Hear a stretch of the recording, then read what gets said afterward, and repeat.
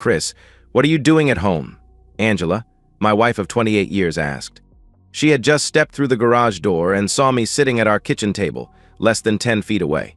Her body was partially blocking the tall, younger man who was following her into our home. Angela is beautiful. She is a striking 5 foot 9 inches and a healthy 145 pounds. Her auburn hair is cut over her shoulders. She always dresses professionally for work.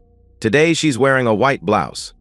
I noticed that she had an extra button undone and the cleavage between her spectacular 38D cup breasts was mouth-watering. Her black linen skirt highlighted her world-class legs, and the 3-inch heels made the delicious back fill out the back of the skirt to perfection. I briefly considered Angie's idiotic question and responded just as stupidly, "I live here." The quick flash of irritation that had been increasingly prevalent over the last few weeks surfaced when she spit out, "Of course you live here. What I want to know is why you are home at 3:30 in the afternoon." I jokingly tell anyone who will listen that I had loved Angela since we first met. I had an appointment with 4 of the top people in her company, and Angela was their administrative assistant. She met me in the lobby and escorted me to the senior suite of offices for my meetings. 4 hours later, when she walked me back to the lobby, I took a chance and asked her out for dinner. The rest, as they say, is history. By now, Angie's gentleman friend had scooted around her and was standing at her side. I was half expecting him to smirk, but his very intelligent eyes were showing signs of concern. From the start, things weren't going as planned. "I guess I could ask you the same question, Angie. What are you doing home an hour and a half early?" Angela and I have been joined at the hip since our first date.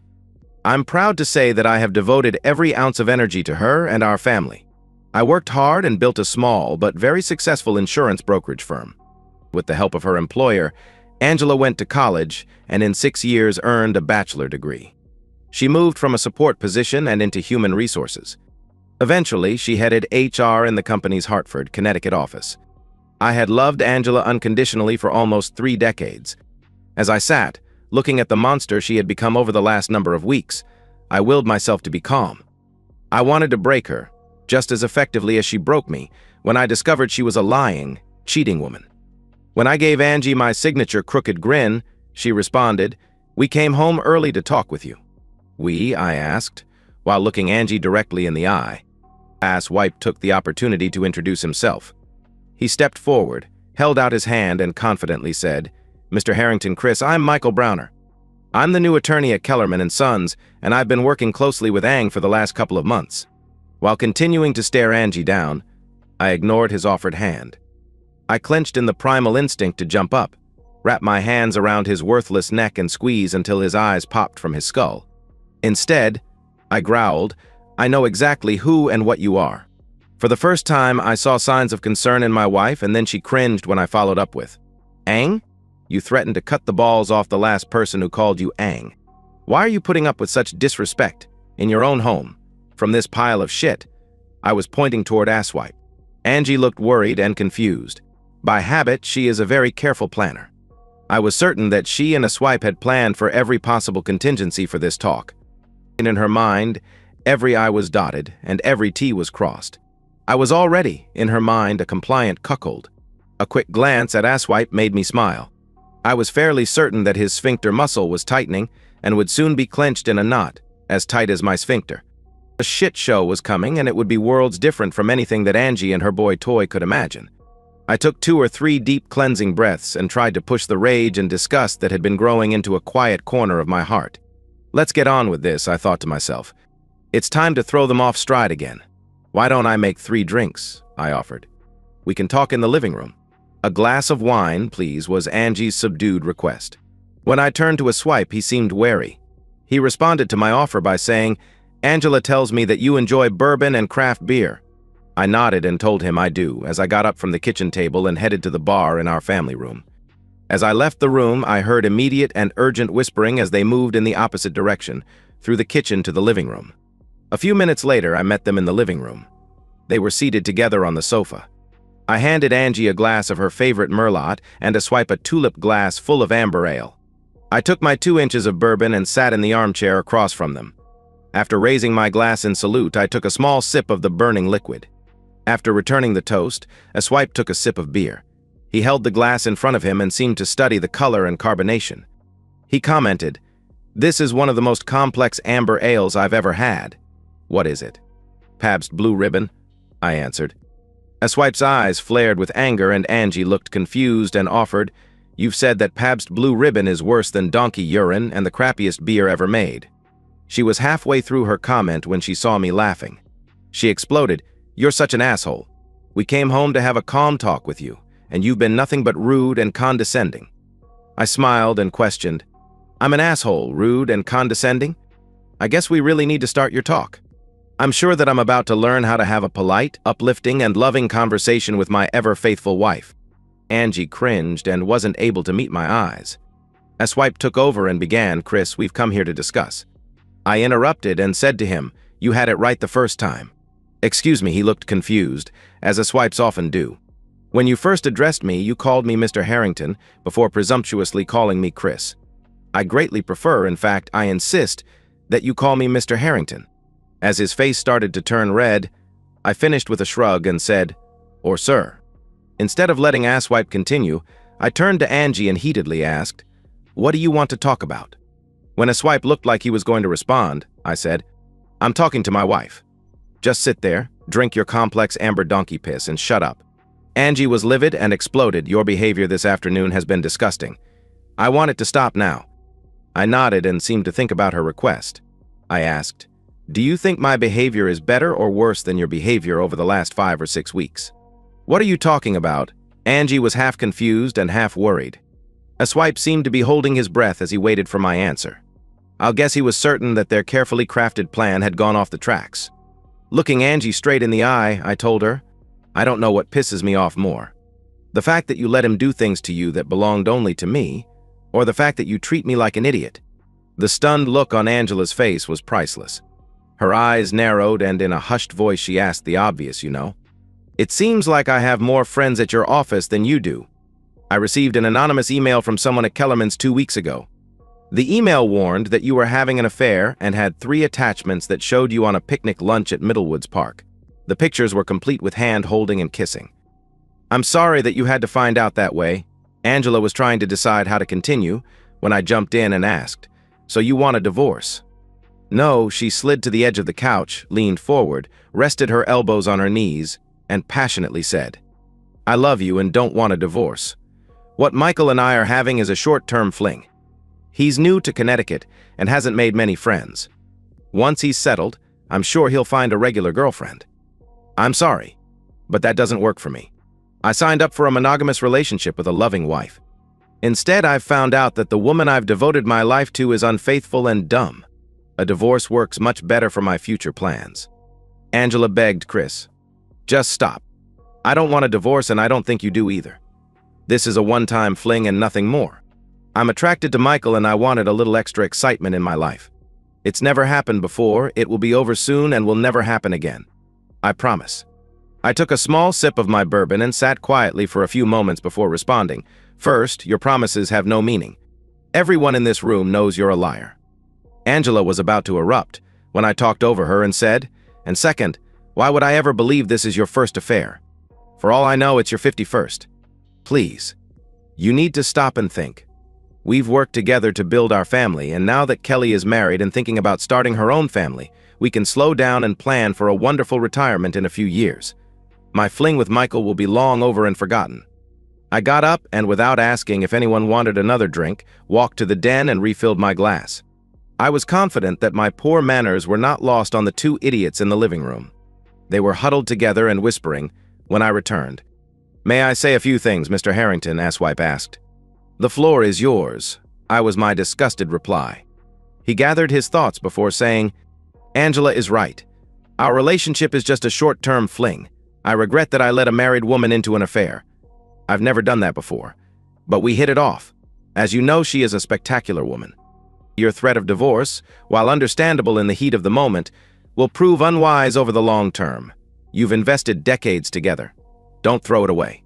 Angela was initially worried that the prenuptial agreement her father had you both sign would cause her to lose many of her assets in a divorce, if we were caught. I can assure you, as a lawyer, that a nearly 30-year-old agreement can easily be overturned. Laws change.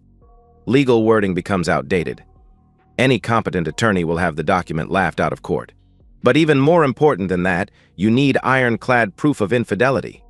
Other than some mild, innocent public flirting that some of our associates may have seen, I'm confident you don't have the evidence necessary to enforce the agreement.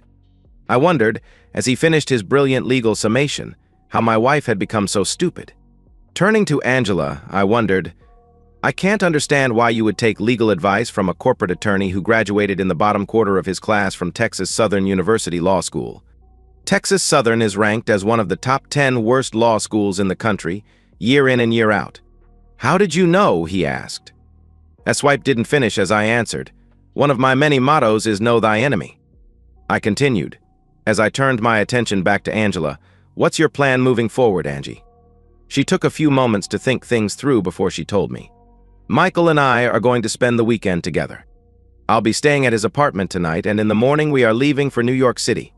We'll stay in the city tomorrow and Saturday night, and I'll be home on Sunday. Even though I knew their exact plans, the sheer audacity of my wife's statement tore my heart from my chest. I hoped she could see the crushing sadness in my eyes as I asked, so not only have you shared your body with this piece of crap, but you're also going to share our quarterly getaway weekend with him? We've gone to New York City 4 times a year, every year since we've been married. Memories of all the spectacular sights we've seen together. The award-winning Broadway plays, the concerts and sporting events. You've smashed all of the thousands of heartwarming memories. I don't know what's happened to Angie, but you've become as big a pile of shit as this asshole. I was obviously indicating a swipe. Angela could tell I was devastated and responded accordingly. I didn't hear a single word she said, as the voices in my head were screaming, end it. End it now. Looking over at a very concerned swipe, I asked, is your wife okay with my wife? Christopher. Stop. Michael is a widower. His wife died several years ago. He would never cheat on his wife, she answered. Even asswipe had the decency to cringe at my wife's last statement. I smirked and said to Angela, unlike you. I continued immediately and asked, is that true? You're widowed. He quickly looked back and forth between Angie and me and hesitantly said, yes. I reached down and pulled a manila folder from the backpack sitting on the floor next to my chair. I opened the folder, scanned the first page, and read Dr. Cynthia Browner, Emergency Department Surgeon, Ascension St. John's Hospital, Detroit, husband Michael, daughters Katie and Lacey. Dr. Browner has resigned from her current position effective June 22nd and will be moving to the Hartford, CT area to join her husband immediately after her children get out of school. She will be working in a similar position at St. Francis Hospital and Medical Center in Hartford. If I wasn't so grossly unhappy about my marriage, I would have laughed hysterically at the look on Angela's face. You lied to me, she wanted to know. I couldn't help it. I did laugh. Can you imagine? I bellowed. A cheat and a liar lies to a cheat and a liar. What's this world coming to? Michael reached out and cupped Angela's hand. Just before I could shout, get your hands off my wife, I realized I just didn't care. Ang, baby. I'm sorry. I did lie. I couldn't help it. You are so sexy and beautiful. I wanted you and needed you and I lied, so I could have you. He stood while still holding her hand. Let's go back to my place and talk. We'll go to New York tomorrow and have a great weekend. When we get back, we'll still have 3 weeks until my family arrives. At that point, you can be a full-time wife and I'll be a full-time husband and father. Angela considered her options for a few moments before standing. She took asswipe's hand and turned toward me.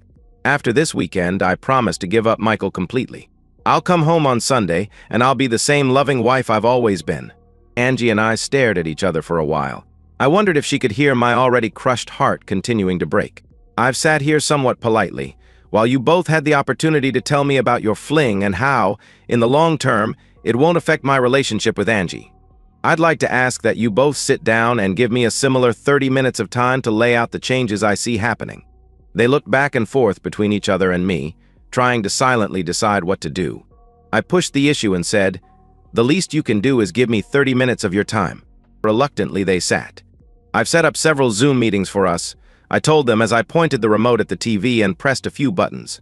I'd become an expert at arranging Zoom online meetings during the COVID-19 pandemic. When the TV lit up, I said, Peter, Lou, can you hear me? I was talking to the two faces on the screen. We can, Chris, Peter answered. I continued, Angie, you obviously know our family attorney, Peter. I'd like to introduce you to his partner and my new divorce attorney, Lou Baird. Gentlemen, I'd like to also introduce you to corporate attorney extraordinaire, Michael Browner. Angie and Asswipe were stunned as I finished with, "Gentlemen, you have the floor." Lou immediately started, in a no-nonsense manner. "Mrs. Harrington, I am representing your husband in your upcoming divorce. Papers were filed with the court earlier this afternoon. I'd greatly appreciate it if you would retain an attorney and make arrangements to officially be served. I'll give you until the end of the day on Monday. If I haven't heard from your attorney, we will hire a process server. We have filed for divorce using infidelity as the cause. We have private investigators report that documents in great detail, using audio, visual, and telecommunication proof, your sexual affair with Mr. Browner." As Lou was finishing his last statement, I tossed a second manila folder onto the coffee table in front of Angie. The loud slap made both assholes jump. "It's a copy of our divorce petition, including the private investigator report," I told the stunned couple. While Asswipe reached for the folder, Angie looked back to the screen. "We will be insisting that the prenuptial agreement is fully enforced. I know that you are aware that every 2 years all of your family's business and personal legal matters are reviewed. As part of that review, the prenuptial agreement has been revised so as to stay within the current state legal guidelines. As we have your signed and notarized signature for every update over the last 28 years, I am 100% confident that the prenuptial agreement is fully enforceable. Per a vote last night by the Board of Directors of Harrington Brokerage, you are relieved of all corporate responsibilities, and you are no longer associated with Mr. Harrington's firm in any way. You will have 7 days to return your car to the company. Your company credit cards have been paid off and canceled. Your cell phone will be canceled in 7 days. Your membership to Cedar Mountain Country Club and La Fitness is canceled. We have also paid off and canceled the 3 joint credit cards you have shared with my client. We have frozen your joint savings, checking, and retirement funds. Per the prenuptial agreement, we expect an 80-20 split of the cash and near-cash assets in Mr. Harrington's favor. Per the agreement, Mr. Harrington will retain your house free and clear. We have asked the court to expedite your eviction. As you have a home that you have been sharing on occasion with Mr. Browner, we will argue that it is easier for you to move. We are asking the court to give Mr. Harrington full possession of the property immediately and give you 30 days to remove your personal property from the house. There will be no alimony, and obviously child support isn't relevant. There are many smaller claims that my client has made. Your attorney can explain them to you. Chris, have I missed anything? You've hit all the highlights, Lou. Thanks, the TV screen immediately went black.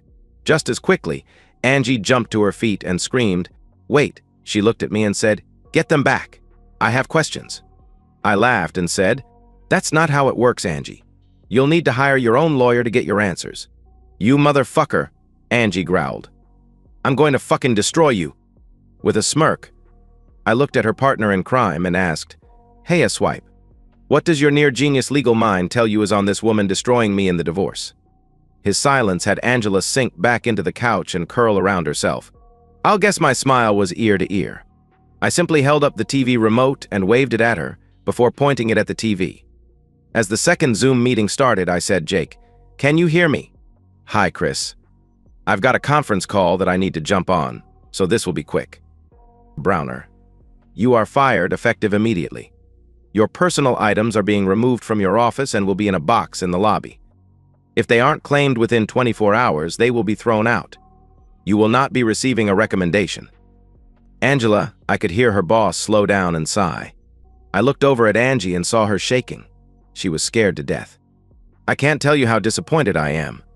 Your behavior as a senior member of my staff is inexcusable. That being said, 29 years of exemplary service must be taken into account. Your position in Hartford has been eliminated. I'm offering you the same position at our facility in Albany, New York. You have a week to decide if you'll take the transfer and 30 days to move to Albany." The screen went blank again as Angie cried into her hands and Asswipe slouched back into the couch. I was purposely smirking at Asswipe. When he saw me, his rage started to build.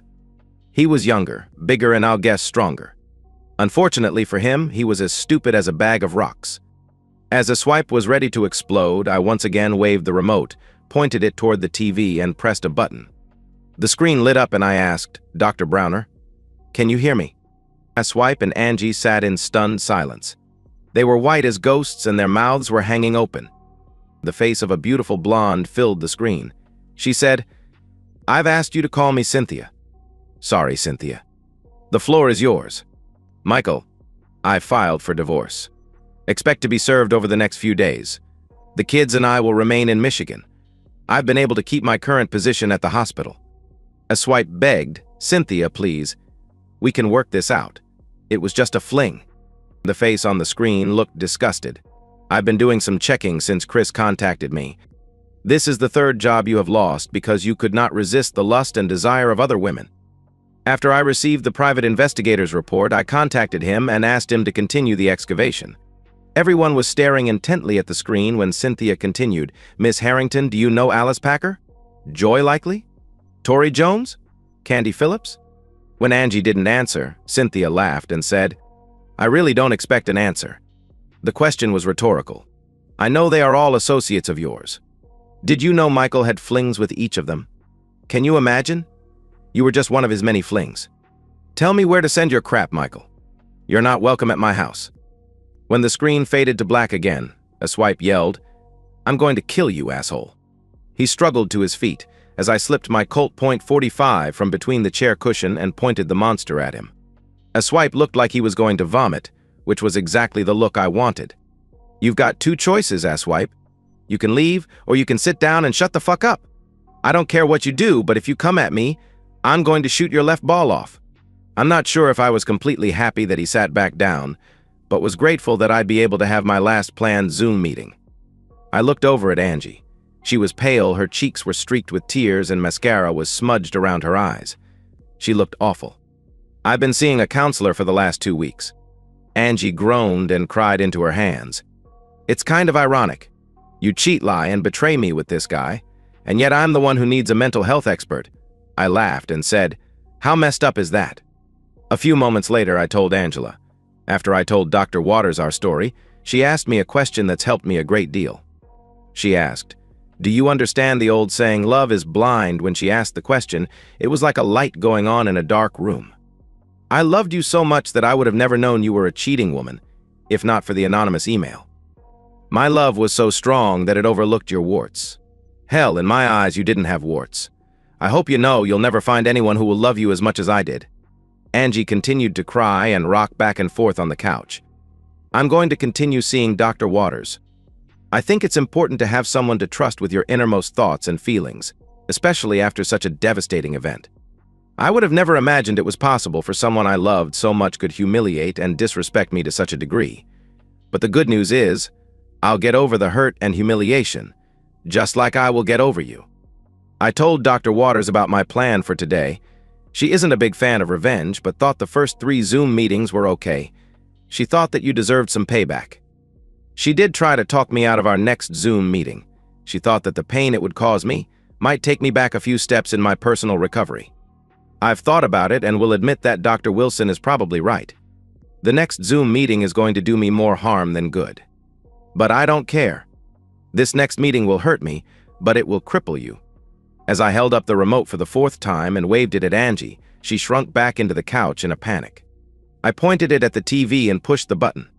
All eyes were riveted to the screen, and when the face appeared, Angie groaned, "Oh no. Oh no. Please God, oh no." "I love you, Daddy," said my daughter Kelly. "I love you too, sweetheart." "Why?" Angie shrieked. "How could you possibly be this awful to me?" "I heard it all, Mom. I've heard every word you and your asshole boyfriend have said over the last hour. I've heard what you've done and what you plan to do. You disgust me, Mom." "Sweetheart, please. This is a very complicated situation. You're too young to understand." It took Angela's breath away when Kelly responded, "Fuck you, Mom. I'm 26 years old, a happily married woman. Your situation isn't complicated. It's grotesque on one hand and pitiful on the other. I don't know what's changed, but you are selfish and totally self-absorbed." Angela was breathing deeply as she begged Kelly, "Baby, I've been so lonely since you moved away. It was like I was living in a fog. I missed you so much." Kelly's face on the screen looked perplexed. "So what you're saying, Mom, is that it's my fault you've become a liar, cheat, and unfaithful, crushed dad, and are going to get divorced." "No, that's not what I'm saying, and you know it. It doesn't matter, Mom. I think we all need a break from you." "Kelly," Angela shouted, "I'll come to Boston this weekend and we can talk. I'm so sorry this has happened. I need to be with my baby girl." "That's not going to work, Mom, for 2 reasons. First, you'll be in New York, being intimate with your worthless, unemployed, newly divorced boyfriend. I'm not going to New York, Angela insisted. And second, Scott and I have planned a small private celebration for our closest family and friends. We've rented a venue closer to Cape Cod. Baby? Oh, baby. What are you celebrating? Since you aren't invited, I'll tell you. I'm 3 months pregnant and will be having a baby girl in February. Kellyanne. I'm your mother and I insist that you invite me. That's not going to happen, Mom. I want my special party to be filled with love and happiness and not the lying, cheating, and disrespect that is consuming so much of your current life. Goodbye, Mom. For the 4th time, the screen went blank. As Angela sat and cried, I got to my feet and tucked my pistol into the back of my pants. I'm going out for dinner and will be back in 2 hours. Looking at Angela, I said, please pack clothes and other essentials. You won't be allowed back into the house until the court responds to my divorce petition. I'm told that will take a week. Looking at Asswipe, I said, you've seen what I am capable of doing. I'm giving you 3 days to move out of the state. If you are still here on Monday, I'll have you crippled in a much more literal sense. After pulling open the front door, I looked back at the utterly defeated cheaters and said, enjoy your weekend in New York. It's supposed to be beautiful both days. And that's the end of today's story. If you enjoyed it, please give this video a thumbs up and drop a comment below. Your support helps the algorithm push my content further. If you're new to the channel, don't forget to hit that subscribe button. It really helps me keep creating more stories for you. Thanks for watching, and I'll see you in the next one. What? I said, snapping my head around to look at my wife, Carol. What did you just say? I asked, not believing what I thought I had just heard. Dan, I know you're going to be mad, but I'm not happy right now, and I'm thinking of us getting a trial separation, so I can get my head together and figure out what I want. Carol told me as I stood on the deck cooking steaks on the grill. My friend Karen has a spare room, and she said I could stay with her for the time being. When were you going to tell me, Carol? Or were you just going to leave me a note on my pillow tonight? I said a little louder than he probably should have. Don't raise your voice, Dan. I don't want Andy to hear what we're talking about. Andy is our 6-year-old son. I knew you'd react this way. That's why I didn't want to bring it up until tonight. So in other words, you've already made up your mind to leave. Are you going to tell Andy, or are you going to leave it to me after you're gone? I said in a sarcastic tone. I'll tell him myself tonight, before bed, she replied. This isn't permanent, you know. Yeah, right, you're moving in with that tramp Karen. I guess I should have seen it coming. I told her, getting more angry by the minute. I'll draft up the paperwork tomorrow, you can sign it, and I'll get it filed with the court by Wednesday, Carol. What paperwork? Was her reply. Well, if you are going to leave, I want it to be a legal separation. That way, when you don't come back, it will automatically turn into a divorce decree. This way we won't have to go through all the hassle twice, I told her. I don't want a divorce, Dan, only a little time to myself to sort out a few things. That's all, honey, Carol replied. Carol, I spat back at her. I've asked you to talk to me for the last 4 months, but you've been too busy with Karen and your new friends to make the time. Now you want to move in with your new buddy Karen so you can do what you have probably wanted to do for the last 6 months, I now yelled. But you're not going to do it with my blessings, and I'm certainly not going to stand by and become a cuckold by you. Or anyone else, I said, slamming the top down on the grill. This was not going the way Carol had anticipated. She knew Dan was going to be angry, but she thought she could convince him that this would be a growing experience for the both of them, but now it had blown up in her face. Dan, please, was all Carol could get out before he stormed off in a huff, leaving her to tend the grill. Taking the steaks off the grill and putting them on the counter, she went looking for him. She found Dan upstairs in their bedroom. He was in the process of literally throwing all her clothes and everything else of hers into the spare bedroom. Take your shit and move the hell out. I don't care anymore, I screamed at her. I'll send the paperwork to your office, sign it, and get it back, Keith, the lawyer Dan had been using for the past 6 years. Don't worry, I'll take Andy out to dinner so he doesn't have to watch his mother abandon him, I said, grabbing my coat and son before heading out to my car. Karen, this is Carol, she started. Dan didn't take it well, not well at all, and is threatening me with divorce, Carol said, starting to get more than a little teary-eyed. I told you he wasn't going to be happy, but he'll come around soon, so don't worry, Karen told her over the phone. Hell, in a couple of weeks, he'll be begging you to come back, and then you will have him right where you want him. I hope you're right, Karen, because right now he's ready to chuck me out the door and start divorce paperwork, she said hesitantly. I need some time away, but I don't want to end my marriage either, Carol told her. I'll be right over and help you with your stuff, Karen told her. The sooner you are on your own and away from him, the sooner you can figure out what you really want. With that said, Karen drove over and helped Carol pack up the majority of her stuff and was out of the house before Dan and Andy got back. I had seen this coming for quite a while. Carol and I were both accountants and had met 8 years ago while we were both auditing a company that had gone Chapter 7. Each one of us was representing a different bank, which had a monetary stake in the failed company. We worked together and ended up having lunch and dinner with each other almost every night. It took us a full week to complete the audit, and by then we found that we really liked each other. Carol was about 5 foot 6 inches, brown hair, and about 175 pounds. She had a beautiful face, but was a little chunky. Dan was about 5 foot 8 inches tall, about 195 pounds, and at 22 already had a spare tire around his middle from eating out every day. These two geeks were made for each other. We were married 4 months later, and Carol found herself pregnant 8 months after that.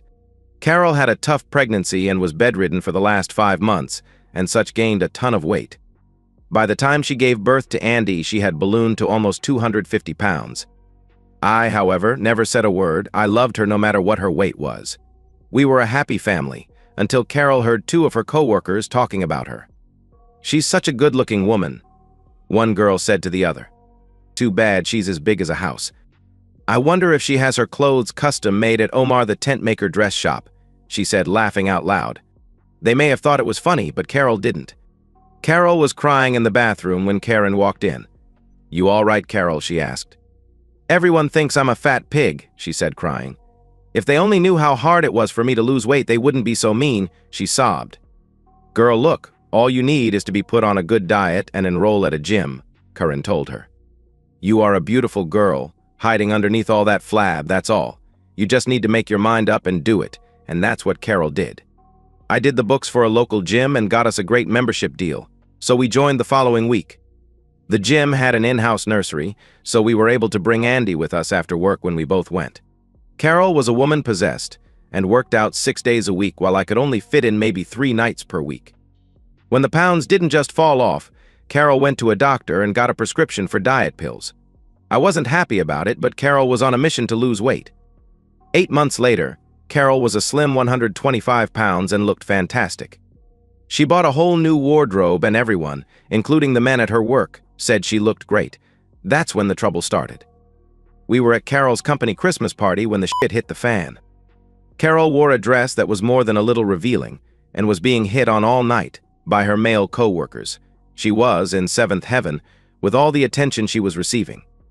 When a bunch of guys caught her under the mistletoe, she must have kissed a dozen before I came over and put a stop to it.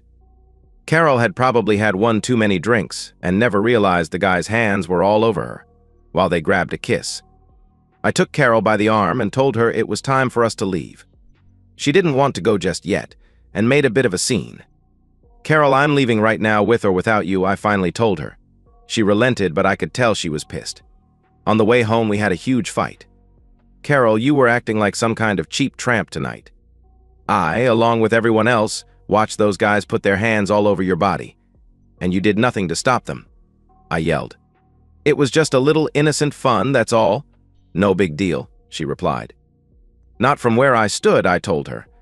"How would you like it if I was all over some girl, kissing and grabbing at her?" I asked, but I knew she was too drunk to listen to reason at that point. Carol got sick that night. Luckily, she had removed her new dress before she tossed her cookies. She looked like hell the next morning and apologized to me, saying it would never happen again, but it did. It's just that I wasn't around the next time. Carol started stopping after work on Wednesdays for a girls' night out. There were 7 girls, some married and others not, who would stop for a drink or two at Tony's after work. It started off that she'd be home by 6:30, but soon it stretched to 7:30 and finally to almost 9 p.m. By the time Carol got home, Andy was in bed, and I was not in the best of moods. When they first got married, we had screwed like teenagers and couldn't get enough of each other. Now it seemed, if we did it once a week, that was a lot. One thing for certain, when Carol came home on Wednesday nights, she was hot to trot, and tonight was no exception. Neither one of us had what you would call a lot of sexual experience when we first got married and were a little apprehensive to try any new things from the get-go. We learned from each other what each one of us liked, and through a few X-rated moves, we added a lot of things to our repertoire. Now, however, every week when Carol got home, she seemed to want to try something new and exciting, most of which I wondered where she'd gotten the idea. When we got married, Carol couldn't give a job worth a shit, but then, even a bad job was better than no job at all. Tonight she came out of the bathroom, totally naked, and asked, "Where is my stud muffin?" She'd had more than a few drinks and was later than normal, but she knew how to get me into a good mood. She climbed up from the foot of the bed, between my legs, pulled my boxers off, and proceeded to give me the best job she could. After dinner, Andy and I came home to an empty house. That Karen, I thought to myself. Ever since Carol lost that weight, Karen's been on her to do this or that with her. No wonder her husband left her. She was nothing but a tramp, and is now turning my wife into one also. I got Andy ready for bed, tucked him in, and read him a story. When he asked about his mother, I just told him that Mommy was visiting and would be home in a couple of days, but I didn't believe it for a minute. I went downstairs, called my mom, and brought her up to speed. "Mom, can you watch Andy during the day until I can find someone permanent?" I asked. "Honey, Carol will come to her senses and be back by the end of the week. You know her. She can't be away from Andy more than a few hours before she goes nuts," Mom told me. "But I'll be over before you go to work and watch him." I hoped she was right, but I wasn't as sure as my mom. On Monday, I contacted Keith and told him that Carol had left me. "I want to make sure I'm totally protected, including having permanent custody of Andy. I want it written up and spelled out in no uncertain terms that if either one of us acts in a way a married spouse shouldn't, the other gets a 65 to 35% split of the assets. I think she is looking to cheat on me and I want to be covered," I told Keith. "I wanted to have a 60-day expiration date, after which it becomes a divorce decree, and can you get it done by tomorrow?" I asked. "Aren't you jumping the gun a little, Dan? She just left, and you're ready to write up divorce papers?" he asked me. "Carol has been planning this for a while, and maybe this will bring her around, but if not, I don't want to lose everything I've worked for just because she wants to try a new guy," I told him. "All right, Dan, I'll get it done today and have her served at work tomorrow. Anything else?" "Not that I can think of. I just need to draw a line in the sand so she understands what she stands to lose. That's all. Also, Keith, I will need 2 other agreements made up, but we've got a little time on those. I'll fax you what I want later in the week." When Carol got to work Tuesday, she was a little bummed. This was the longest she'd been away from Andy and Dan in the last 8 years. Coming back from lunch, she was told a man was waiting in her office.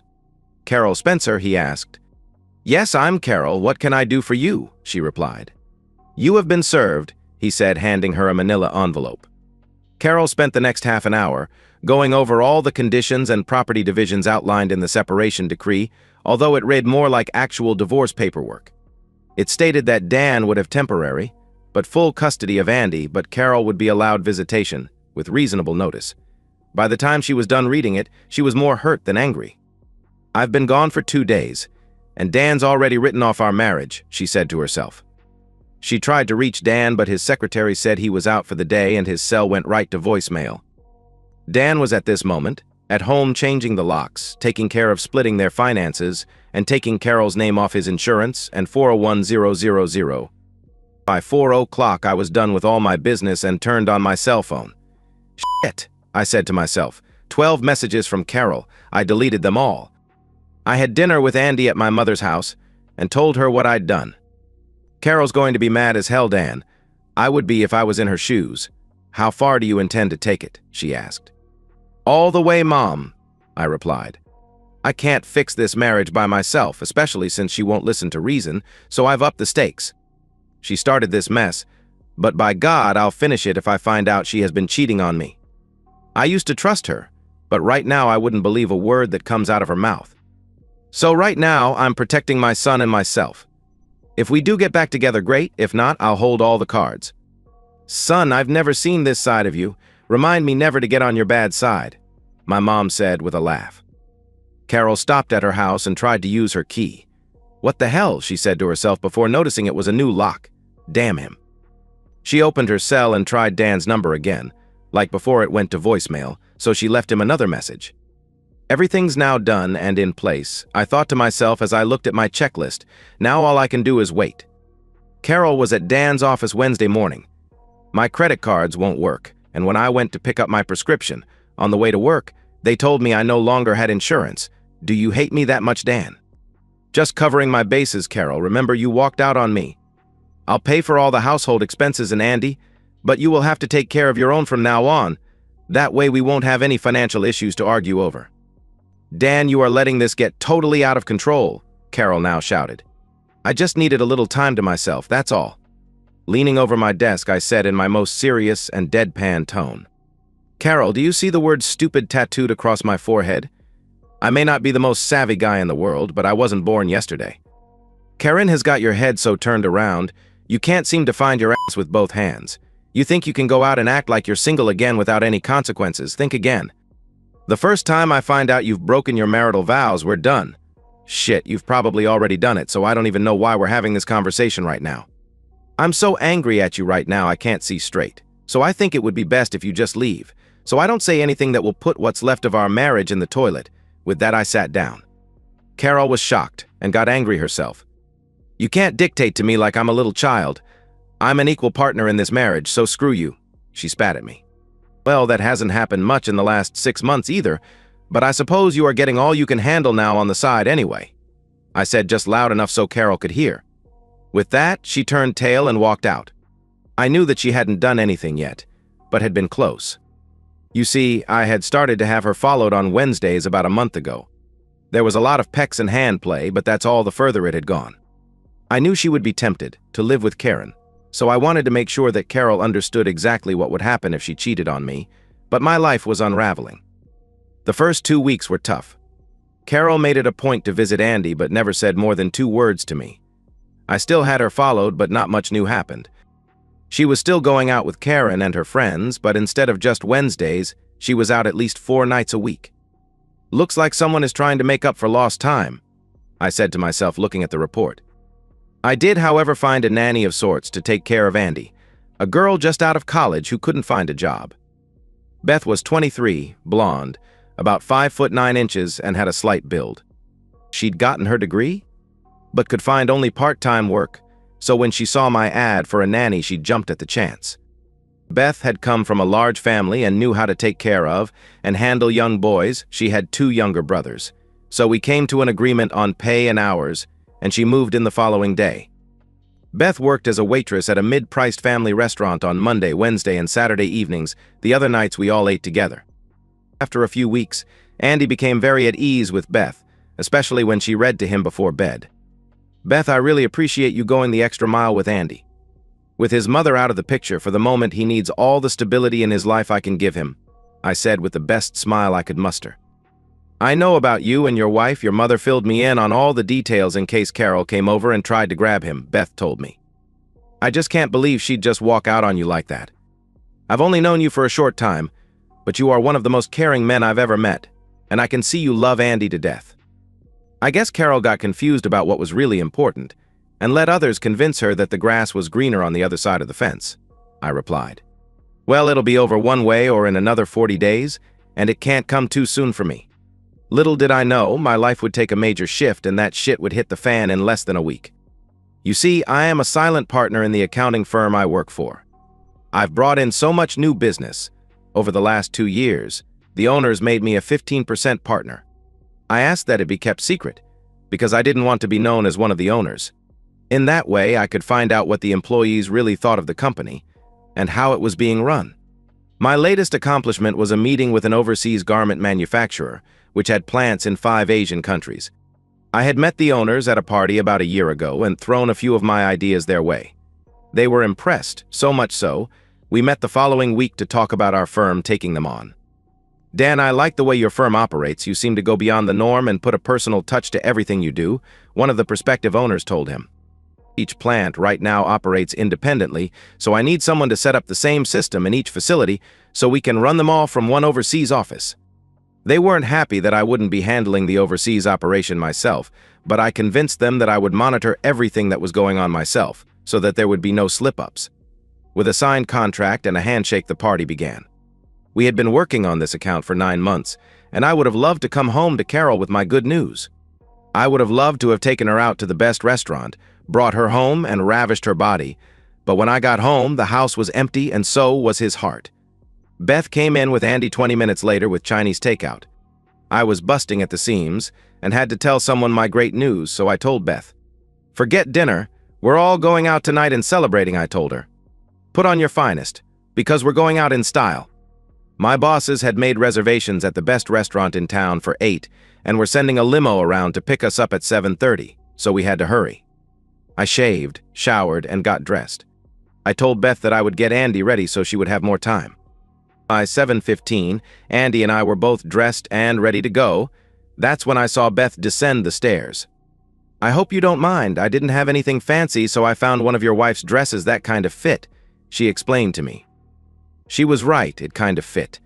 It fit her like a silk glove, but was a little short, since she was a lot taller than Carol. "Do you think it looks okay?" "You look great, Beth," I said with my mouth hanging wide open as the bell rang. The three of us were led into the back of the limousine just as Carol was driving down our street. "What the hell?" is all she could say as she saw them all pile into the stretch limo. "I wonder what's going on," she thought as she turned her car around to follow them. She then watched them get out and go into the restaurant. "That bastard, he'll take them out to the best place in town. And when I wanted to go before, he said we couldn't afford it," she steamed. "And who in the hell was the girl wearing my dress?" We all had a wonderful night. I was the guest of honor and we ate and drank our fill. It was Beth who told me it was time to leave, as Andy was getting tired, because it was way past his bedtime. "You're right, we'd better leave or we'll never get him up in the morning for school." I thanked everyone for the dinner, but as they shook my hand, they were looking past me to Beth, and not only the men. Beth looked hot tonight, and all the women looked jealously at her. They'd all heard the story of Carol's leaving to find herself, and it looks like Dan wasted no time in replacing her. They chuckled to themselves. It was a quiet ride home as Andy fell asleep as soon as we got in the limo. I carried him upstairs, undressed him, and put him into bed with a kiss on the forehead goodnight. I walked downstairs, still in my tux, and found Beth enjoying a glass of wine at the kitchen table. "I want to thank you for tonight. You didn't have to take me, you know," she told me with a smile. "How could I have left you here alone tonight? And besides, I really enjoy your company, Beth," I said, pouring myself a glass of wine. "I hope it wasn't too boring for you tonight, sitting around with a bunch of accountants." "Quite the contrary. I never knew your job was so interesting and all the people seem to really like you, including myself," she said with a little smile. "You make me feel like part of your family, even though I'm just the nanny. Be still my heart, and God damn it, I wish my heart-on wasn't so apparent," I thought as I hid my erection from Beth. It had been a while since I had made real love to a woman. The last few times with Carol were disappointing, as she had just gone through the motions. I would love to take Beth to my bedroom, but I also knew I was still married, and I would remain true to Carol no matter what. Tonight was magical, and my mind is reeling with things I'd like to be doing right now, but they're not going to happen tonight, much to my dismay, I told her. Maybe if things were different, but they're not. So with that, I need to take a cold shower and go to sleep, I told Beth, kissing her on the cheek as she gave me a hug. It was 2 in the morning when I felt Beth climb into my bed next to me. By the heat she generated, I could tell she was naked. I started to say something, but she put her finger to my lips. "I know we can't do anything tonight, I just want to be close to you. That's all," she said as she spooned me. I woke up alone the next morning. I found Beth downstairs dressed, cooking breakfast for the 3 of us. Nothing was said. Carol was pissed. Here I am trying to figure out what I want in my life with Dan, and he has already tossed me to the curb and found some other woman, she said, slamming her hand on the desk. She had made the mistake of mentioning it to Karen, who told her that all husbands cheat on their wives, and that tonight they should go out and celebrate her newfound freedom. She didn't feel like going out and partying tonight and really wanted to talk to Dan, but he was always in some damn meeting. How can one person be so damn busy? Carol and the group met at Tony's again, and it was packed as usual. After a couple of drinks, most of their group headed for home, but not Carol and Karen. A couple of good-looking guys were trying to stake their claim, and Karen was already making out with one of them. The other guy had her on the dance floor, and when a slow dance started, she melted into his arms.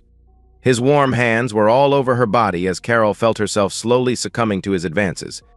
She hadn't been with a man in a long time, and this guy was great-looking, had the body of a Greek god. and wanted her as much as she wanted him. She never stopped him when he kissed her as they danced. She never stopped him as he steered her over to the corner of the dance floor and up against the wall. She, however, should have stopped him when he put his hands into her dress. Yes, she should have stopped him, especially because the private dick Dan had hired was getting it all on tape. The four of them had gone back to Karen's place, and even though Carol was now naked, lying on the bed with him, she finally came to her senses. "I can't. I just can't do it," she told him. "I'm still married, and no matter what, I still love my husband," she told him above his objections. So he left her alone, and Carol took one of 2 cold showers that night. "I've got to get my head and ass wired together," she told herself the next morning, but things beyond her control had started changing her life, and not for the better. On my computer screen, I saw the pictures of Carol, the final one being the 4 of them entering Karen's apartment. I emailed them to my attorney and told him to get the paperwork together, but to hold it until Monday. "I guess she's finally made up her mind," I said sadly, because I had really wanted to get back together with Carol, but no longer. "I'm going to handle the Asian project myself," I told my bosses the next day. "I need to get away, and this will give me the time to clear my head and get my life back in order," I told them. "Dan, everything is set for startup on the 12th, which is a week from next Tuesday. Can you be ready to leave by then?" they asked. "Give me 2 days to get my affairs in order and set up with an apartment, so I'll have a place to send my things," I told them. "I've got to talk to 2 more people today, and if everything goes according to plan, I'll be ready." That afternoon, I set up my staff to handle all my unfinished projects. I drafted paperwork to give my mother my power of attorney and told Keith to serve papers on Carol the following Monday. I would be safely in the air while she was being served, the same amount of notice that she gave me, I said sadly. That night, I went home to a house that wouldn't be mine when I returned from overseas and felt really sad. Carol and I had picked it out together, and there were so many good memories associated with it, and now they would all be gone. I was unusually quiet at dinner, and Beth thought it was something she'd done. "No, it's just that I've got a lot on my mind. We'll talk after Andy goes to bed," I told her. By 10, the house was quiet as the 2 of us stared at each other. Beth spoke first. "What's the matter, Dan, if it's about the other night?" "I'm really sorry, and it won't happen again. I promise," she told me. "Beth, it's not that. Remember that party the company threw me a couple of weeks ago? Well, I've decided to do the overseas work myself, and Andy and I'll be leaving early Monday morning," I told her. "And I have an important question to ask you," I started to say, as I now saw Beth starting to cry. "Do you want to go with us?" She went from teary-eyed to all smiles. "Hell yes," she told me as she ran into my arms. "Do you have an updated passport, Beth?" I asked. "I had it updated last year when I went on a cruise with my college friends," she told me. "Well, then it's all set. You will need to have everything packed up by Saturday because they're shipping out all our stuff ahead of time. Leave just enough clothes for the rest of the weekend and Monday's travel clothes. You can tell your family and friends, but I don't want Carol to know until we're in the air. I'm not sure if it's totally legal to just take Andy with us and leave, but I'm doing it anyway. I'll answer all the questions when we get back," I told her. That night, I got with my mother and explained everything to her, including giving her my power of attorney. "Shit will probably hit the fan Monday afternoon with Carol, but I still want you to put the house up for sale next week. Keith will send you a copy of the papers I'm sending to Carol, and if she has any questions, just tell her to talk to Keith." "You sure this is what you want, Dan? You don't want to try and straighten it out with her?" my mom asked. "She's made her bed, and now she can sleep in it, with whomever she wishes," I told her. "You're taking Beth with you," she said, trying to get the final piece out of her son. "I'm not sure where we're headed, but she makes me smile and keeps me sane. Other than that, I may have some real feelings for her, and that's all I'm going to say about it. We will be over Sunday night, so you can say goodbye to Andy," I told her. Monday, Carol was trying to get Dan on the phone when his work told her that he was on a special outside project, but would pass the message on to him. Now what the hell was he doing? She thought as she tried his cell phone to no avail. "Carol Spencer?" the man asked. She nodded. "You have been served?" he said, handing her the envelope. "Now what?" she said as she ripped into the envelope. There was a brief note from Dan stating that I guess I'd made my decision. "Hope you have a great life," is how he ended it. And then she saw the pictures. "Oh shit," is all she could say. How in the hell did he get those pictures, she thought. "The son of a bitch must have had me followed," she said as she flipped through them. "Not the kind of pictures you'd like to see of your wife, with another man. But I never slept with him. I've got to make him understand that," she said to herself. Gone. "What do you mean gone?" was her reply. "Dan is on a 4 to 5 month project overseas. He left with Andy Monday morning," Dan's mother told Carol. "He can't take Andy away from me, especially out of the country," she shouted. "I'll take him to court. I'll see he's thrown in jail," she yelled. "Carol, Dan has full custody of Andy. Remember, you gave up that right when you left to find yourself," she reminded her. "To say you screwed up royally would be a gross understatement. You had a great marriage, but I guess you wanted more. Now you've got nothing," Dan's mother told her. "I have to talk to him and explain that it's not what it looks like," Carol said, sobbing. "I still love him and never went to bed with anyone else. He's got to believe that. Carol, I saw the pictures, and if my husband was alive and was doing what you were doing, I'd divorce his ass too. If I were you, I'd write him a letter and explain what you need to, and I'll make sure he gets it. In the meantime, I'd get a lawyer." Carol did a good job stating her case.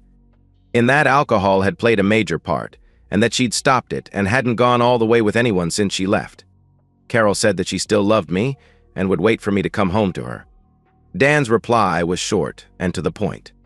"Carol, you haven't been a wife to me since you lost all that weight last year. It was like you were now too good for me. You ate up the attention of all the men and made me feel like I was being used on Wednesday nights when you finally decided to come home to me. You were all hot and bothered and all you wanted was a good fuck, not to make love to your husband. I guess I no longer turned you on. So now you and Karen are free to screw whomever you want. I told you Karen would eventually break us up, but you knew better, you're right.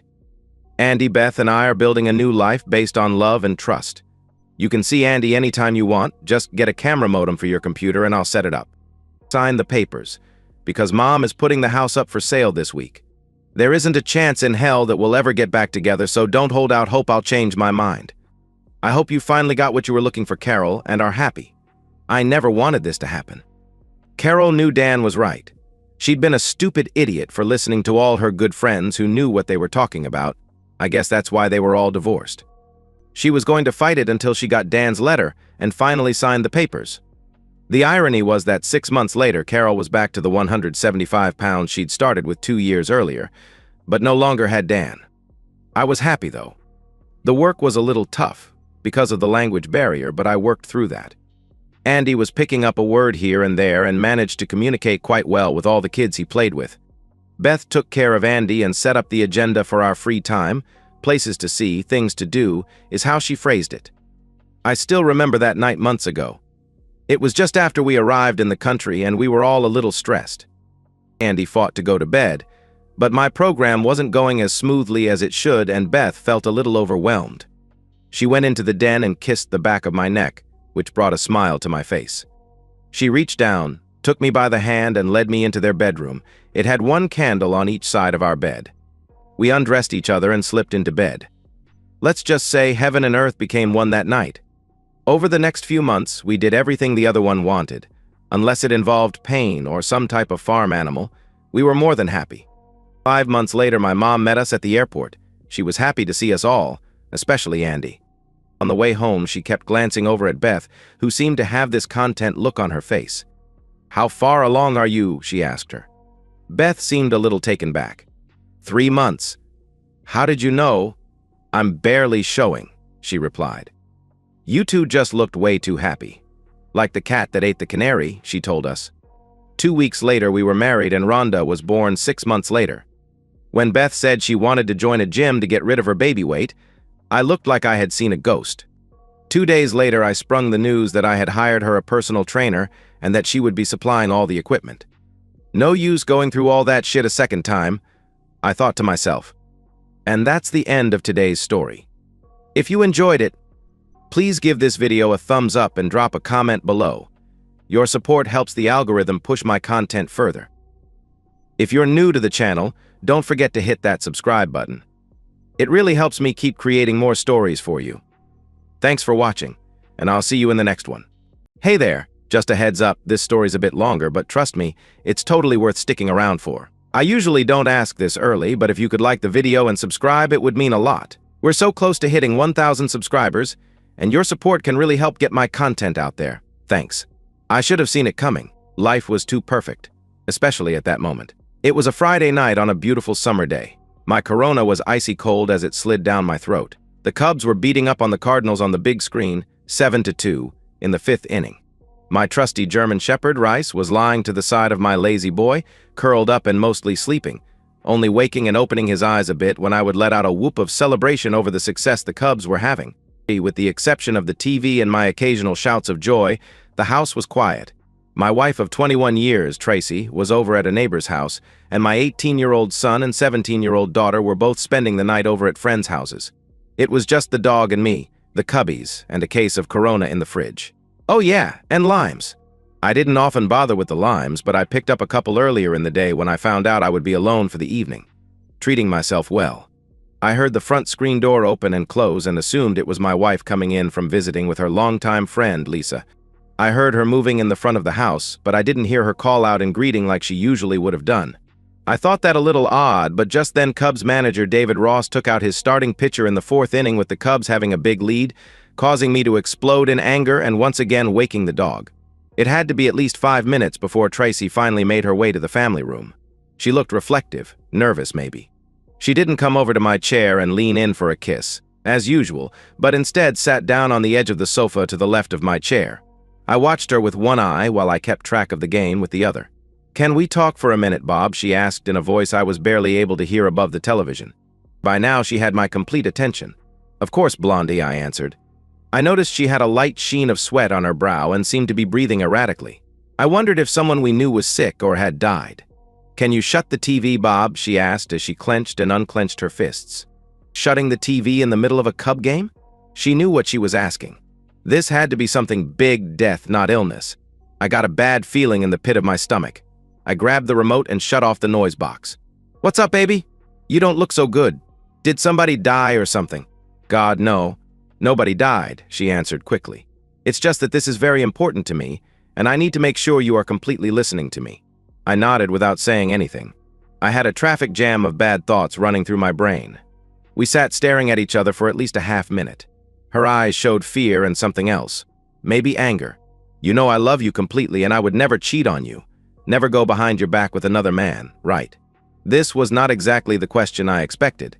Suddenly, the dinner I ate earlier in the evening and the 2 beers I had during the game felt like they wanted to make a reappearance, right there on the family room floor.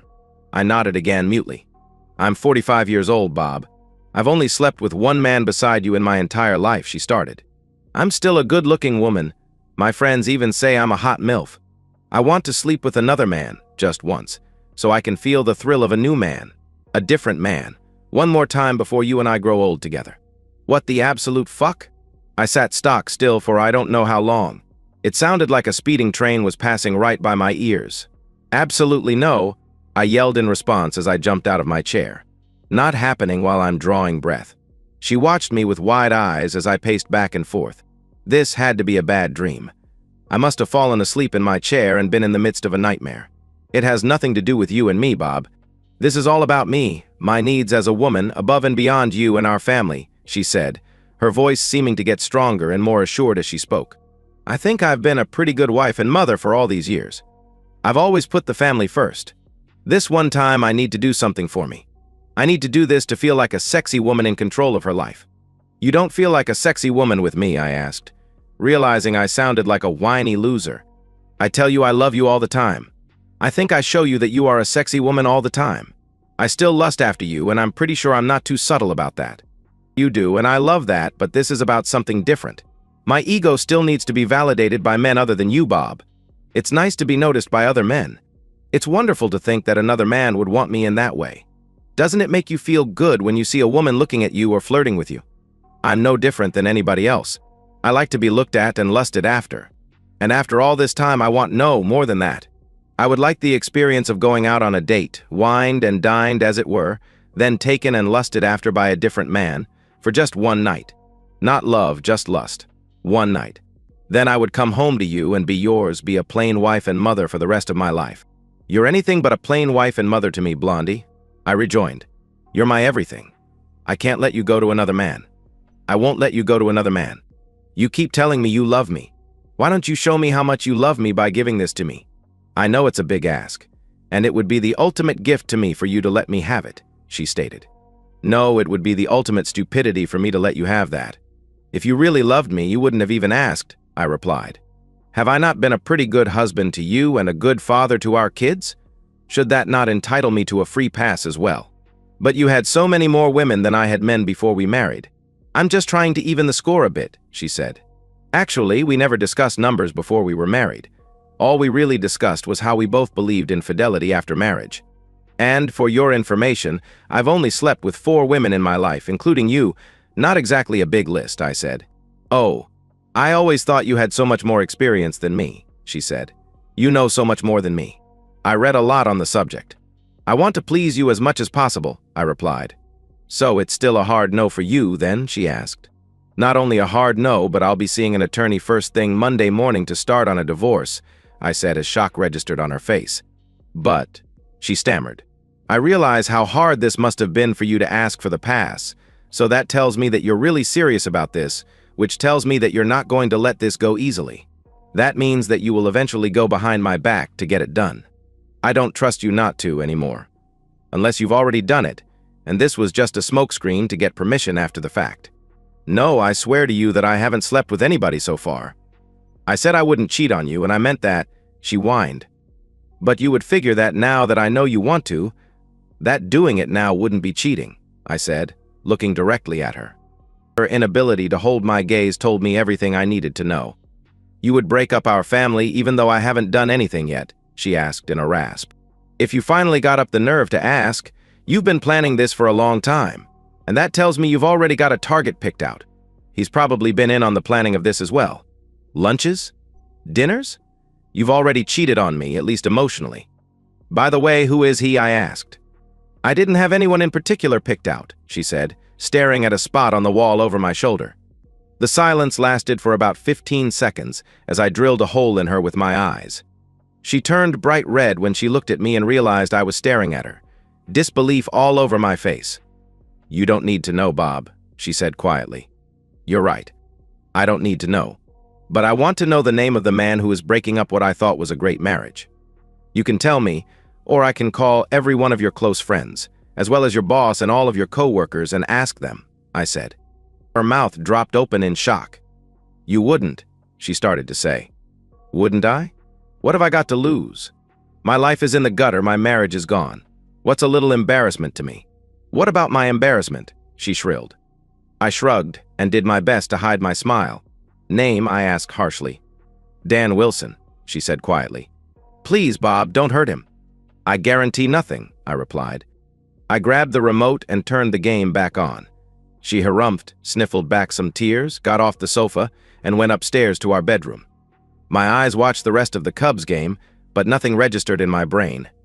I couldn't even tell you what came on the screen after the game, but I know I sat in front of the TV for at least 2 more hours. While I think I did a pretty good job of hiding most of my feelings from my wife, in reality I was devastated.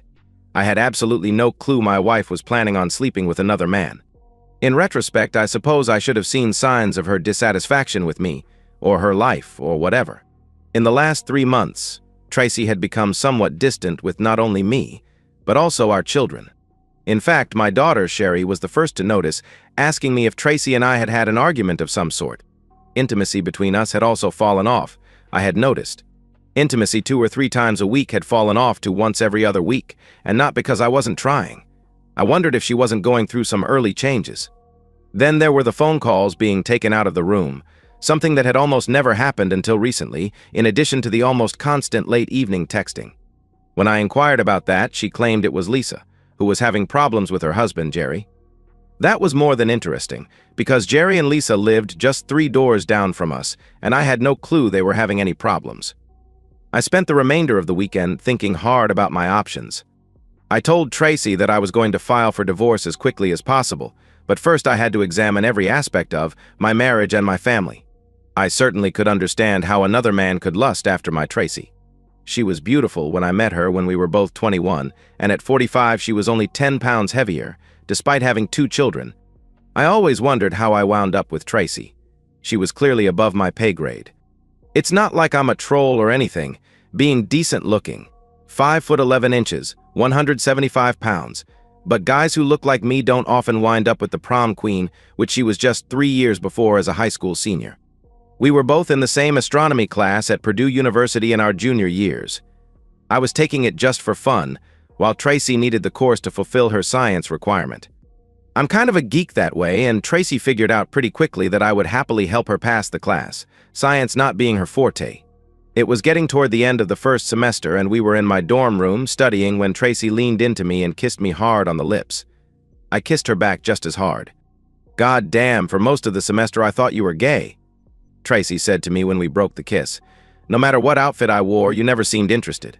"I was interested, girl, but I wouldn't have guessed it was reciprocal." "I was just trying my hardest not to drool in front of you," I said. We were exclusive right off the bat.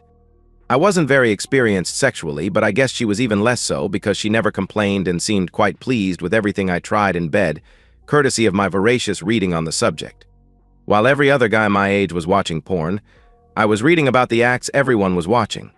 It came in handy right from the start with Tracy. The second time we had intimacy, I made her pass out by touching her. At first, I was concerned, never having made any of my 3 previous partners lose consciousness, but I figured she was okay since she was still breathing. When she opened her eyes 2 minutes later, all she could mumble was, "I love you, Bob." We married 2 years after graduating. Our son came along 3 years later, followed by our daughter. We lived a pretty good life financially, as I was an it guy and she was a banker when she returned to the workforce when our youngest went to school. Our son was now getting ready to attend Ohio State as a freshman in a couple of months, and our daughter was going to be a high school senior. In 2 short years, we were going to be empty nesters. We had been discussing plans for our future, including travel, for the last several months. I had loved this woman for almost 23 years. On the one hand, throwing that away for her asking for permission to cheat seemed overly harsh, but on the other hand, I had already noted that her getting to the point of asking to cheat was a major problem. I wasn't born yesterday. I knew if she was that desperate to ask to be allowed to cheat, she would be desperate enough to go behind my back, especially since she already told me about it and didn't look at it as cheating, even though I did. Of course, there was also the matter of her and Dan Wilson already having an emotional affair and planning this night of physical cheating together. Could I ever forgive that? I called a divorce attorney first thing Monday morning and had an appointment for that Thursday afternoon. Meanwhile, on the home front, Tracy tried her best to persuade me not to file for divorce. "We didn't do anything, Bob."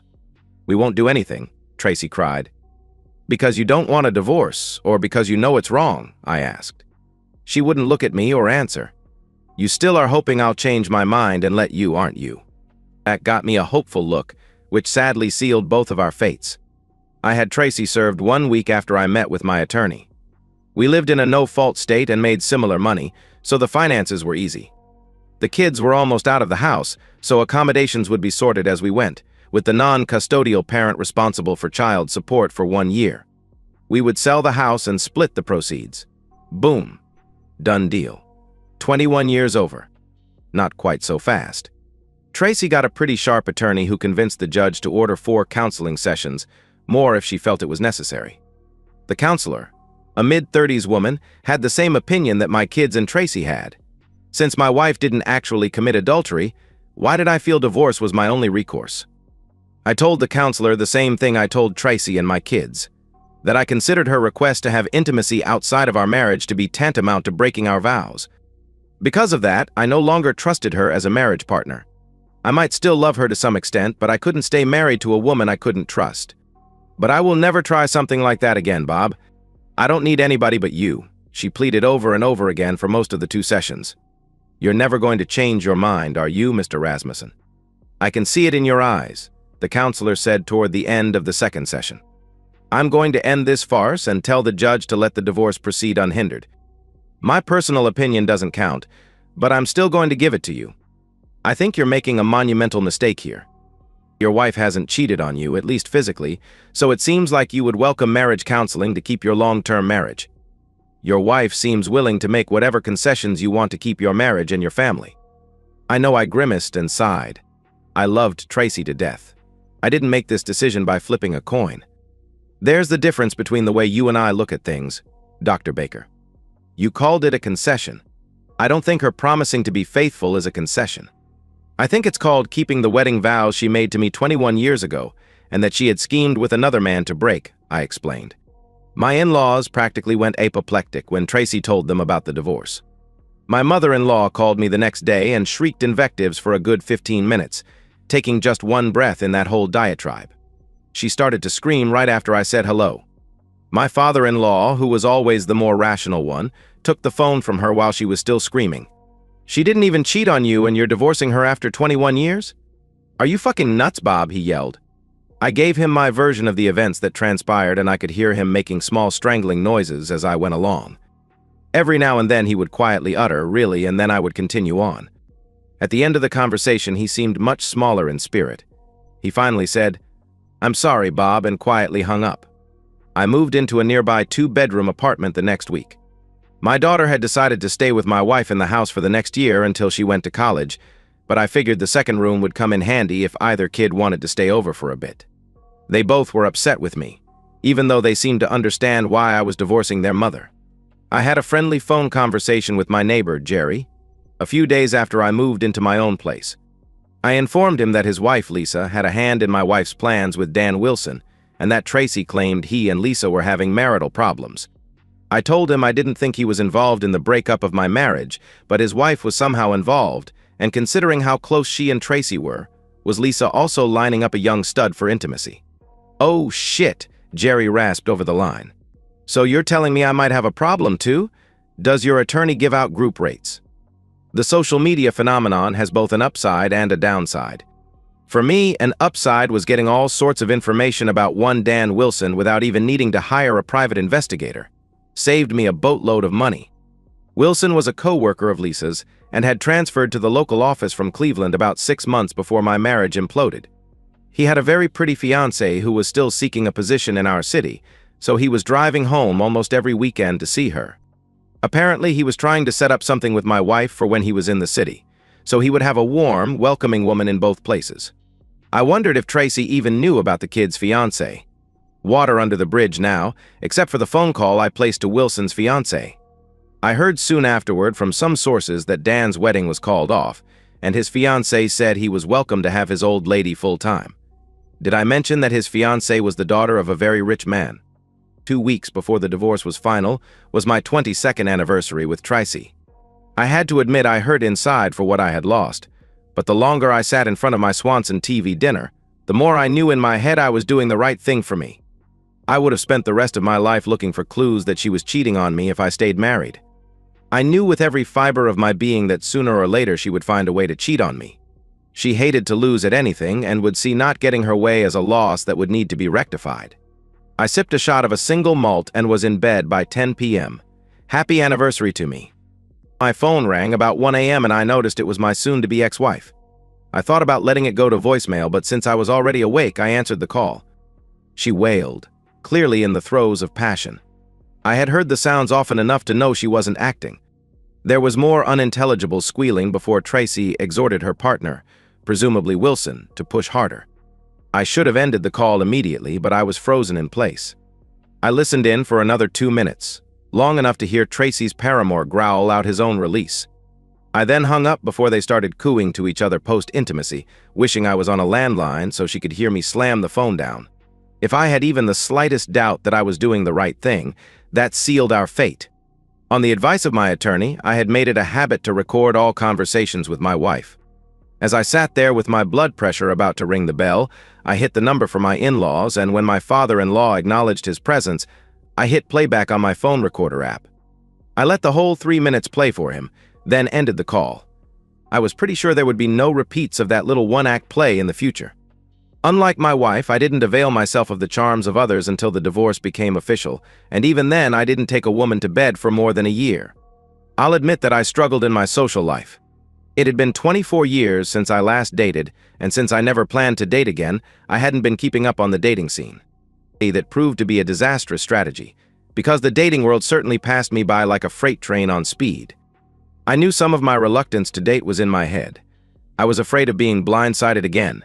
I loved Tracy, and I never saw what happened coming my way, not even a hint.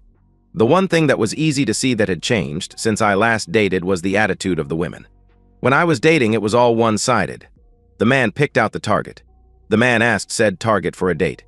If said target said yes, the man chose the activity and paid for everything. Nowadays, women seem to be the hunters almost half the time, or at least have thoughts on how the date should go. Sometimes they even paid for things. There were times I felt like a dinosaur trying to chase a cheetah. The dating scene showed me that Tracy's sudden selfishness was not unicorn behavior. Along with feeling more empowered, today's dating women are definitely more self-centered. Many of them wanted theirs, even at the exclusion of their partners. If it was good for them, then it would be good for them and their significant others. Been there, done that. All fairly recently. I'm not going to complain about the physical aspects of intimacy with a 20-something woman. Okay, the first few times the women about killed me. I was pretty sure I pulled a fuck muscle. Once I got used to the physicality, however, the enjoyment level was off the charts. I'm not saying Tracy wasn't good in bed, but at 45 she didn't have the energy and flexibility of a 20-something. Of course, I didn't have the regenerative abilities of a 20-year-old man, but my tongue and finger abilities helped me. It had been a rough week, and after finishing a meeting with a new client on the far side of the city, I stopped in at the bar of an upscale hotel or restaurant still wearing my suit. I sat down on a tall stool at the bar and ordered a shot of Glenmorangie single malt. It was about 7 when I walked in, and about an hour later, a group of women from a bachelorette party took up residence at a group of tables marked reserved. There must have been about 15 of them, and they were all being pretty raucous. I decided to hang around a bit and watch the fun, so I ordered a meal to be served at the bar. The bride-to-be, of course, was the star of the show, and I noticed that she was a pretty girl of about 25, with waist-length light brown hair and big brown eyes.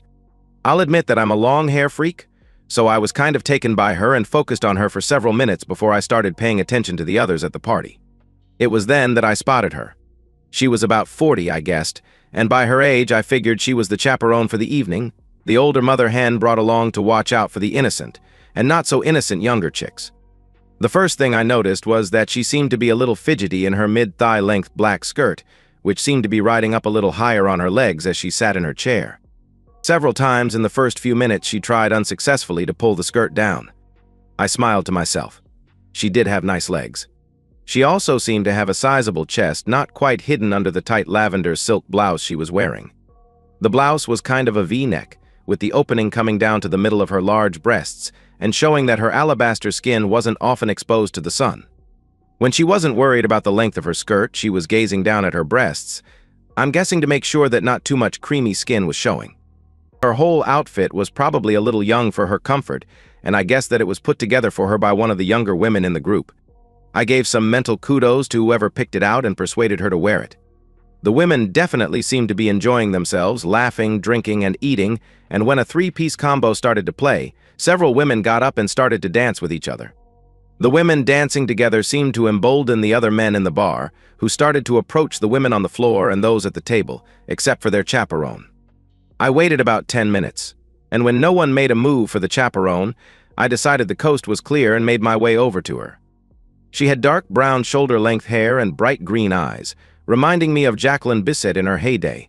Just as important, she wasn't wearing a wedding ring. She blushed a gorgeous shade of pink when I asked her to dance.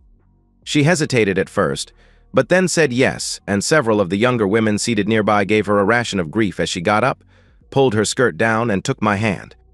The first 2 dances were fast, and I had to give my ex-wife a silent thank you for insisting I learn how to dance. The next dance was a slow one, and I was a little surprised when she melted her lush body into mine. Her hair smelled of white shoulders, and I grinned to myself because that perfume is not exactly popular with younger women. We actually talked a little bit as we glided about the dance floor. I found out her name was Kathleen Franks. She was an aunt of the bride and the group chaperone. She thanked me for the dances and started to leave the floor after the slow dance, but I held onto her hand and invited her to join me at the bar. She started to protest that she needed to watch her girls, but I pointed out to her that she could see them just fine from my spot at the bar. We watched the younger women and talked. I found out she was actually 48 years old and was divorced after being married for 15 years. She told me her husband, a man of means, had traded her in for a trophy wife who was 27 to his 48 when he married her 3 years ago.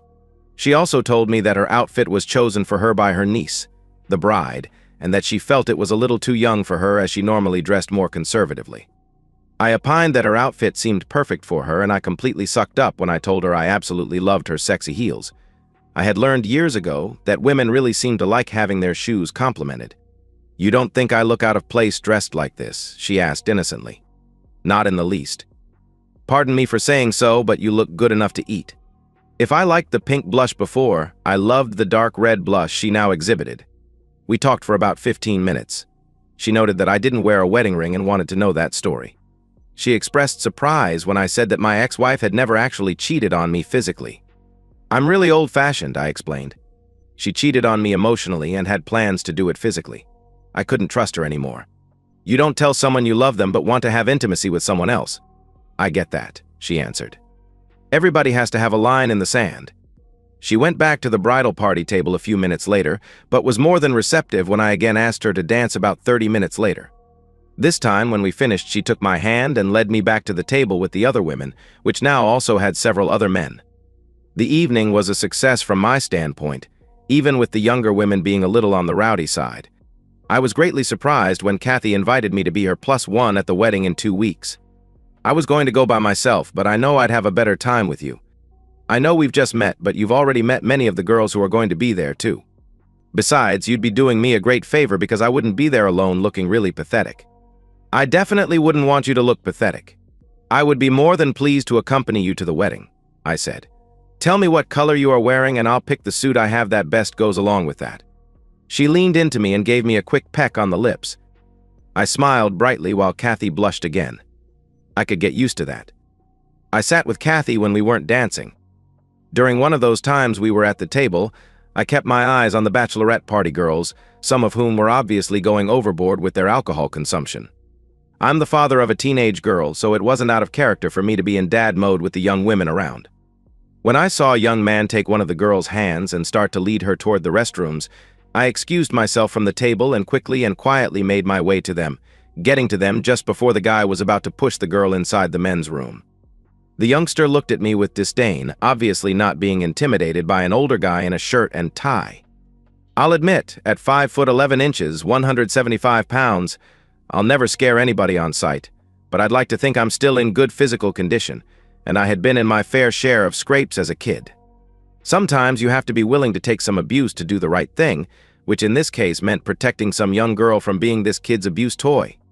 I would hope somebody would step in and protect my little girl if the situation called for it. Let go of my arm and get away from me. Old man, he growled at me. She's old enough to play if she wants. I let go of his arm but used my other hand to palm his head and slam it hard into the wall to the side of the door. I shoved him hard enough to break the drywall, bloody his face, and stun him. He suddenly didn't seem quite so cocky anymore and let go of the girl. He also didn't seem to want any more of this disagreement. The club had gotten quiet as people picked up on what had just gone down. Just as I started to guide Alicia back to the bachelorette party, Kathy and the rest of the group came up to us, grabbed the woman, and led her back to the table. I was left standing face to face with the restaurant manager and another employee. I thought I was in trouble until the manager stuck out his hand and thanked me for helping the young woman. The police have been called. This Utes is going to jail. They'll probably want your information and your side of the story, but I don't think you have anything to worry about. By the way, your drinks for the rest of the night are on the house. Thank you again, he said. Wow, that was some crazy shit, said Wanda, the bride-to-be, when I got back to the table. Thank you for paying attention to more than just Aunt Kathy. How did you see that? Kathy asked me. I'm supposed to be the chaperone, and I didn't have a clue what was going on. I feel pretty bad about that. Not your fault. It's easy to lose track of 14 girls in a bar if you're not a professional security person or a dad. Dads, at least most of us, have what I call dad vision. I talked and kibitzed with the women at the table until they decided to leave and go somewhere else for the remainder of their evening. I gave Kathy a soft kiss on the lips as we said goodnight, feeling pretty good about myself and having her digits in my phone. Get a room, one of the girls said to raucous laughter from the group. I licked my lips softly and tasted Kathy's lipstick as I watched the women leave the restaurant. I took my drink back to the spot at the bar I had earlier occupied. That seemed to work out pretty good for you, the bartender chuckled as I sat back down. Who knew? I laughingly replied. A bachelorette party? Give me one for the road so I can celebrate my good fortune before I go. My new best friend, Sean the bartender, earned himself a double sawbuck as a tip for the night. Kathy's dress for the wedding was light blue, so I wore my dark blue pinstripe suit, which I consider to be my own the room suit. I thought we made a handsome couple, as did several of her relatives at the wedding. Several people came up to me at the wedding and thanked me for looking out for Alicia. Apparently, the bride had spent the previous 2 weeks telling everybody who would listen that I was some kind of a hero. Heroic and handsome, what a great combination, said Kathy's sister, Donna Fulham, the mother of the bride, as she glided up to us to introduce herself to me before the wedding. Thank you for helping the girls a couple of weeks ago, and for making my sister look like she has gotten better taste in men. I also met Kathy's 24-year-old daughter, Marissa, and her fiancé, Ben.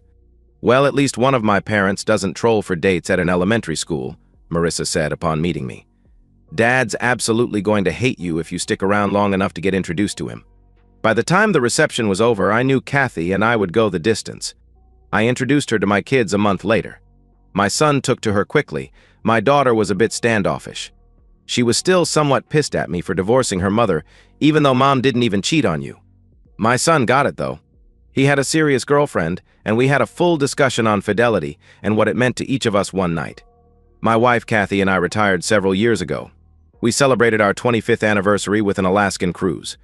With the help of a daily Cialis and Astroglide, we make love every morning before we shower and get on with our lives. At our age, it's more about connecting than it is about intimacy. All 3 of our children are married and doing well. We have a total of 6 grandchildren. I've only talked to my ex-wife maybe a couple dozen times since our divorce, counting our kids' weddings and Christmas holidays. She's been married and divorced a 2nd time. My kids tell me she blames me for her life being what it is. I never actually cheated on him. She still tells them. Some people just don't get it. And that's the end of today's story. If you enjoyed it, please give this video a thumbs up and drop a comment below. Your support helps the algorithm push my content further. If you're new to the channel, don't forget to hit that subscribe button. It really helps me keep creating more stories for you. Thanks for watching, and I'll see you in the next one.